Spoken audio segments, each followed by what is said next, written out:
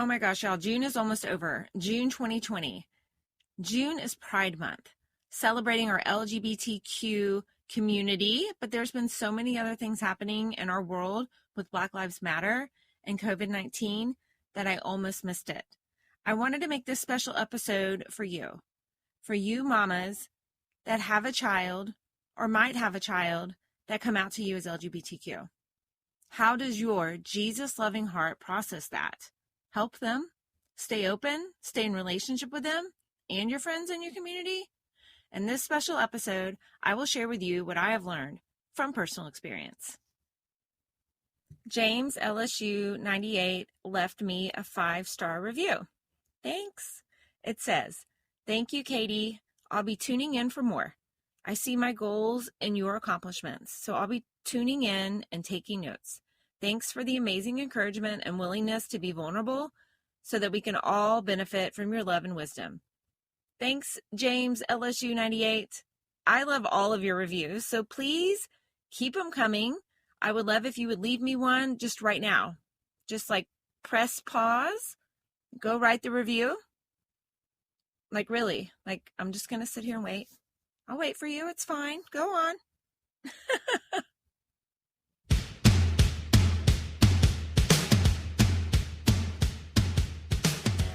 Welcome to the Midlife Wife Podcast, where we choose to rise with courage and successfully disrupt mediocrity to live insanely significant lives that light us up, while possibly still in our yoga pants with 3-day-old hair.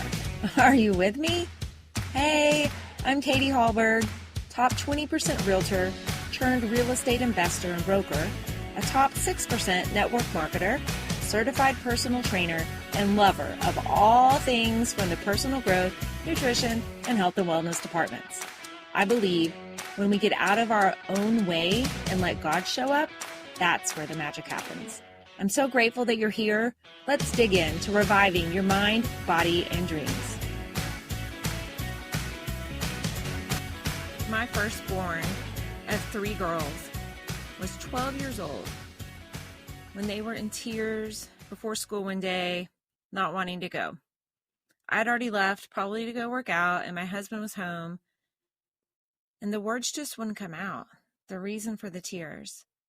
So he suggested that they write down what was so upsetting, which we've done before in the past when someone's not telling the truth or they're upset. Sometimes speaking it to us was difficult, but just writing it down and handing us the paper was so much easier. So they wrote down, "I'm transgender. I don't want to be a girl anymore." The short story is that he is now almost 19 and about to start his sophomore year in college as a new student, transfer student in from the community college to the University of Texas at Austin. He is loved, he is happy, he is employed, and a wonderful child. Maybe your child drops it all at once, like mine did, or maybe you get some hints and clues sprinkled about leading up to it.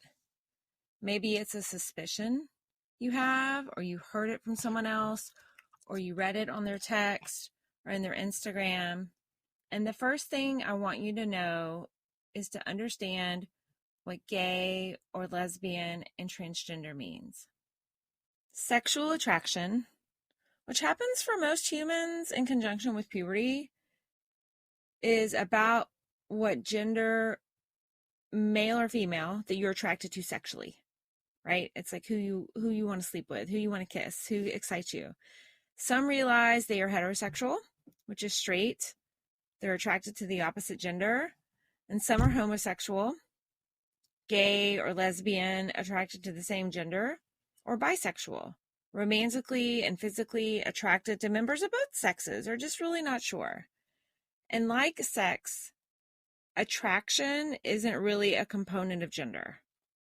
However, we often conflate sexual orientation with gender or categorize the attraction we experience in gendered ways. Transgender isn't about sexual attraction at all. It was described to me this way. It's not who you go to bed with, that's sexual attraction. It's who you want to go to bed as. Gender identity, male or female, non-binary. There's a wonderful illustration called The Genderbread Person. It's a takeoff of The Gingerbread Man that teaches about gender identity and expression. And I'll have a link to it in my show notes, but you can go look at genderbread.org if you are just ready to go there now. Sex, sometimes called biological sex or anatomical sex or physical sex, is comprised of things like your genitals, your chromosomes, your hormones, body hair, and more. But one thing is not, it is not gender. Gender identity is your psychological sense of self, like who you in your head know yourself to be, based on how much you align or don't align with what you understand the options to be for your gender. So I grew up born a female, always identified as female. I'm a girl. I'm heterosexual, cisgender, or cis, and I'm attracted to men, the opposite gender. Always identified myself as a girl, yet I still feel like I have some masculine traits.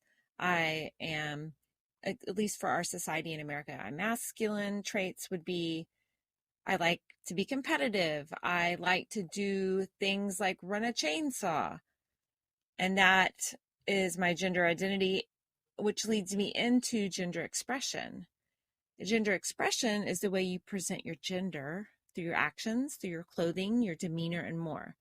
Ellen DeGeneres is a wonderful example of gender expression. She often dresses in male clothing. She's female. She's a lesbian. Her identity is female. Her sexual expression is lesbian.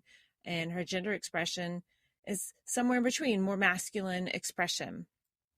It's your outward facing self and how that's interpreted by others based on gender norms.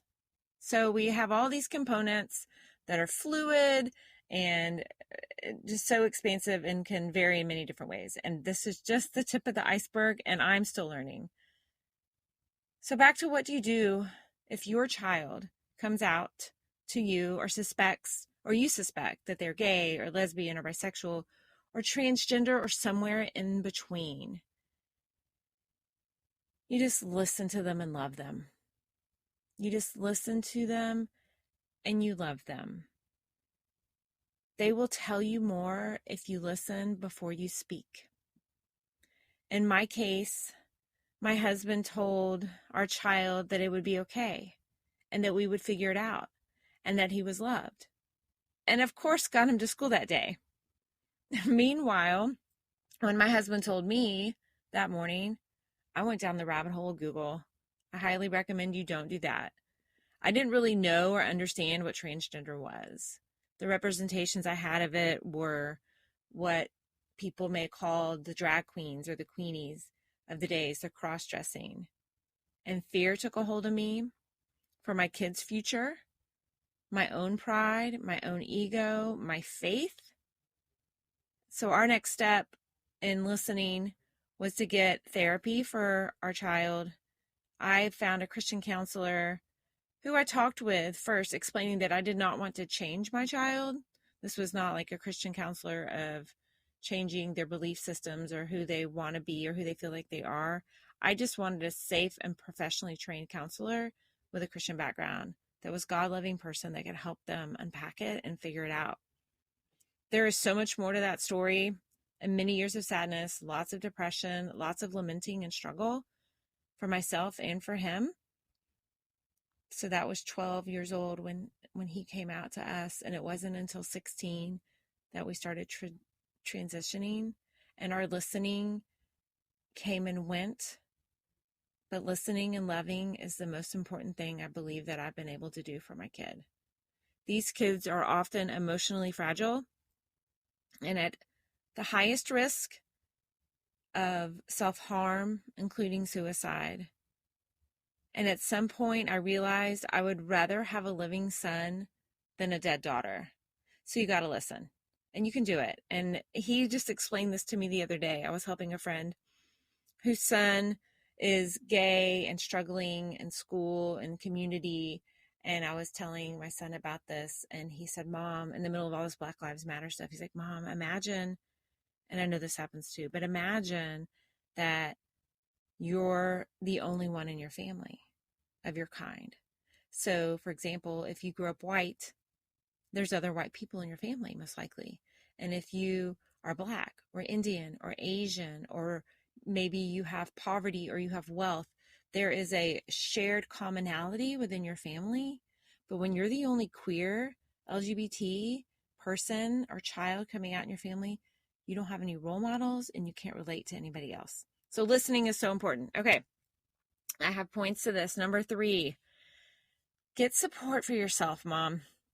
You got to get support for yourself, whether you're a mother, an aunt, a grandmother, just a loving adult figure in this person's life. You're going to probably need some support. I'm in several private Facebook groups that have kids that are transgender. They have these groups for other LGBT areas as well. I am in a secular group. I'm in groups for Christian parents of transgender children, and specifically regionally in Texas where I live, I'm in a Facebook group. And I've read books, I've gone to counseling, and I'm in a life group through my church that was created by parents of gay children. And for years, I was the only T, with quotation marks. I was the only parent of a transgender kid in my life group. And there's so many different challenges and nuances and differences of changing gender and transitioning versus having a gay or lesbian child. But it was such a lifeline for me, and loving Christian parents surrounding me and somewhat understanding and supporting me has been wonderful. I have witnessed countless times parents go through a cycle when their child first comes out. I've seen it in myself, and now that I am public in a Instagram page, you can follow me there. It's called Parenting Purple. And just with my friends, a lot of people come to me and ask me if I can listen to their friend, or they call me and contact me. And I've seen this cycle, and it is first denial. Like, it's really not true. Like, you're really not gay, bisexual, transgender. You're not really lesbian. Or blame. I blamed for sure. Like, it was all YouTube's fault. Like, how did a 12-year-old even know what transgender was? Well, it was from YouTube, of course. So I blamed it. Like, are the friends they're hanging around? And next, parents often move to the idea that it's a phase that they're going to outgrow. Like, they're young. Like, how do you even know what your sexuality is? I was like researching, like, your brain's not even fully developed at 12. Like, how do you even know? They're just confused. And parents go through these phases of grief. It's basically parallel to the 5 stages of grief, which are denial, anger, bargaining, depression, and finally acceptance. And getting support is so helpful, connecting with others going through it. And there are many, if you're not a Christian faith believer like I am, there are many secular or non-religious groups available. One of the popular ones is PFLAG, Parents, Families, and Friends of Lesbians and Gays. And of course, there's lots of books to read. Hey, I want to pop in right here for a minute and remind you that I'm offering you a free trial to Audible. Audible is my go-to source for all things books. There's even wonderful things like morning meditations and freebies that they give away. And you can get a free month for an Audible trial. Go to audibletrial.com/Katie Hallberg and download a book. Download some free stuff. You can have it just right there on an app on your phone. I love it. I listen to Audible while I'm driving, while I'm doing laundry, while I'm folding laundry, while I'm cooking dinner. I often just pop the little earbuds in and listen to Audible. So be sure to get a free trial. You will not regret it. Again, the website you need to go to is audible.com/Katie Hallberg, and you can have a free trial. Now let's talk about Jesus. While not all faith backgrounds are opposed to different gender identities or sexual attractions, Christianity really struggles with this, in my experience. Or let me clarify, the church. the church, the organized religion. For some reason, unknown to me, there seems to be a sliding scale of sin and for being identified as LGBT. Like it seems to carry more sin debt than other sins. So many American churches just avoid the topic. They don't accept it. Lord have mercy, they come to your church. And during my reckoning with God and Jesus over my child, I was reminded of who Jesus is. He loved all the people. He loves all the people. I should say that in present tense. God created all people in his image, including your child, my child. Maybe it's your child's friend that has come out. Jesus helped and hung out with the outcast of society again and again. He saved a woman from being stoned to death for having committed sin, adultery. Jesus didn't shame her or punish her. He saved her and loved her and told her just to sin no more. And he also revealed himself to the Samaritan woman who had been married like 5 times and currently living in sin with her boyfriend as she's sitting at the well. He didn't like push her down the well. No, he isn't fazed by our sin. Jesus, who perfectly embodied and displayed God's perfect love, did not move away in disgust from the man with leprosy. No, rather he reached out to the leper and touched him. And I'm not saying that being gay or transgender is a sin. Please do not confuse me. This is just my journey of my faith reconciliation. God's love never changes. For me, I grew more in my faith and my love of Jesus during this transition time of my child. It was about 18 months to 2 years that I really was digging in, lamenting, and praying. I learned how Jesus loves, and I just try to emulate that. Emulate God's love, not only to my child, but to all people I'm in contact with. And I know I'm a work in progress, but that is my hope for you if your child comes out. This is just the tip of the iceberg. It's a journey for both you and your child, your immediate family, your extended family, the grandparents. You know, I was the Girl Scout leader and in Girl Scouts with these 3 girls and just so many friends in the same community. And it's not easy, but we can do it. It's a journey for each of us to have on our own and also together. One of my friends who has a transgender son shared her husband's response to what he wanted the family to look like a vision. And he wanted, no matter what, this was their child, that he just wanted their family to stay together. Like their child coming out as transgender was not going to wreck their family. And it's so similar to what Dr. Stephen R. Covey teaches in the habits. If y'all don't know yet, I'm definitely addicted to personal growth. So Dr. Stephen R. Covey teaches in the 7 habits of highly effective people. His step 2 is to begin with the end in mind. And I'm certain Dr. Covey probably didn't have LGBTQ topic in mind when he wrote that book, but I think it really applies. Covey says, focus time and energy on things that can be controlled. Habit 2 is based on imagination, the ability to envision in your mind what you cannot at present see with your eyes. It is based on the principle that all things are created, the mental first creation, the mental creation. So this dad wanted to create, his family's going to be together no matter what. And then second comes the physical creation. So what we think about, we bring about. The physical creation follows the mental, just as the building follows the blueprint.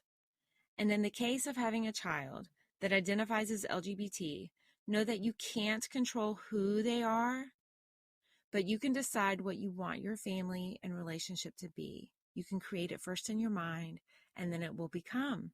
It takes creating a new vision for your child, what their future family will look like, what marriage is going to look like for them. Are they going to marry? What is children or your grandchildren going to be like? How are they going to get them? Are they going to have them? It's very different now. Our expectations need to adjust and shift. It's going to be created differently in our mind than previously. And that is a lot of work to do. And it is not done in a day or a year or a decade. It's a continual process. But I can tell you from the other side, I believe, almost 3 years in to medical transition for my child, just meaning that he started taking gender affirming hormones. And it is totally worth it. It is totally worth it. There is a YouTube video with a famous YouTuber that first came out as lesbian and then has since come out as transgender that my child watches. And his name is Miles McKenna. And he asked his followers if they would nominate their parents that are supportive to talk about their support for their child and how that came about, and if they had a faith issue with their child and how they worked through that. And I was honored to be a part of that video, and I will post a link to it in the show notes. Thank you so much today for listening to this topic on having kids in the LGBT community. Maybe it's easy for you, maybe it's not, maybe you know somebody that is, maybe you don't, but it's important work that we need to do, and you need to know that you're loved. And I love you all for listening. I look forward to hearing your comments and your reviews on the show. And have y'all listened? I don't know if you can hear this because I'm just recording. My dog Pete is in the background. He's in my closet. I'm recording this from my closet. Is that ironic? And Pete is licking his feet. There it is. The whole show. Progress, not perfection, people. Y'all have a great day. Thank you. And remember, love always wins.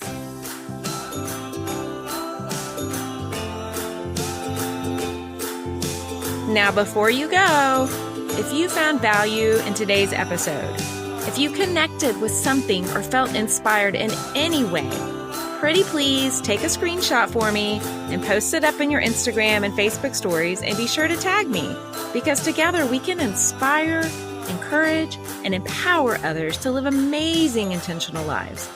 Yes, we can. Let's do it.